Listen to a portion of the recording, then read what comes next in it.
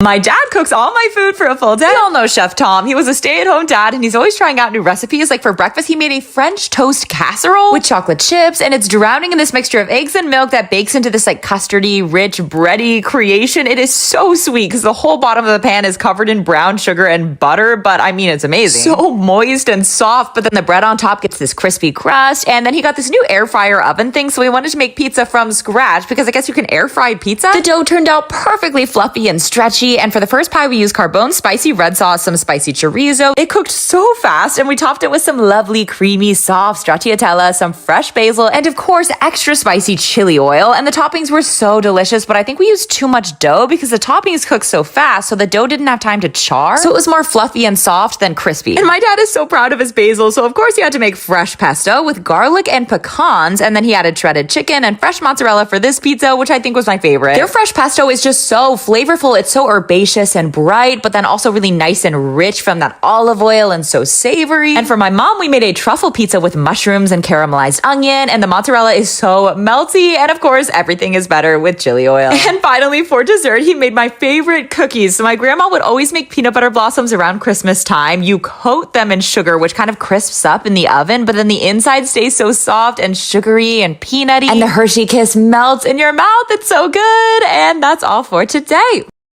Some people think I never cook, so here are my top 5 TikTok food hacks to make at home. First up is the classic cookie sheet covered in pizza toppings and then spread over crispy fries. It's basically pizza nachos, so it's like the perfect movie night snack with friends. It's so cheesy and savory, and the marinara kind of feels like ketchup, so it works. Next up was actually someone's pregnancy craving I saw. It's a Caesar salad where you use pizza rolls instead of croutons, and it's incredible. The perfect combo of fresh, creamy, crunchy salad and then like crispy, cheesy, meaty pizza. I feel like it's the perfect gardening snack. My third favorite TikTok food hack is for Nutella Biscoff brownies, but you have to freeze the layers of Nutella and crunchy Biscoff so it doesn't burn when you bake it. And then you layer the brownie batter with the frozen spreads, and it makes the brownies so much gooier and richer, and it adds that warm, spiced Biscoff and like chocolatey Nutella flavors. It's incredible. And my second favorite hack is for spicy buldak dumplings. I added 2 packets of the fire sauce because I'm an idiot. But you just layer the soaked rice paper wrapping with cheese and noodles, and then you fry it up so the edges get all crispy, and then the noodles in the middle are so soft and cheesy. But wow, it was way too spicy. My mouth was on fire for like 30 minutes. I have to try it with carbonara buldak next time. And finally, my favorite hack is Ramina's favorite crinkle cake, which I still think about all the time. You can find the official recipe on her page, but basically you just spread melted butter over crinkled up phyllo dough, and then you make a custard to pour on top. You bake it all, and then you add sugar syrup on top, which creates this like super crispy, crunchy crust, and then the inside is this like soft, creamy, custardy texture. It is addictive. And that's all for today. Everything I ate flying to London. Apple TV is actually flying me out for a few events, which is crazy. I've never been to London before, but the Big Lounge at JFK has a whole menu that you can order from on top of the buffet. The mac and cheese was like thick cheesy, but the pasta was a little too soft. But the chicken and waffles had this like sugar-coated waffle that honestly went so well with the hot sauce, like a little spicy sweet. And this was my first time flying British Airways, so I was very curious about the menu. First up, I love goat cheese on a salad, and it came with truffle, honey, olive oil, vinaigrette. It was so flavorful, and the beets were really soft and sweet, but the side salad was like half frozen. I don't know if it was on purpose, but it wasn't my fave. But the braised beef short rib was delicious. It was so tender and moist, smothered in this savory stroganoff sauce, and then it came with this like really creamy sweet corn mousseline that reminded me of a polenta. Also, I heard that airlines add more salt and seasonings because like the low air pressure and the cabin humidity suppresses your sense of taste, and I don't know if that's true, but I do feel like airplane food is always like really salty and saucy. That's all for today.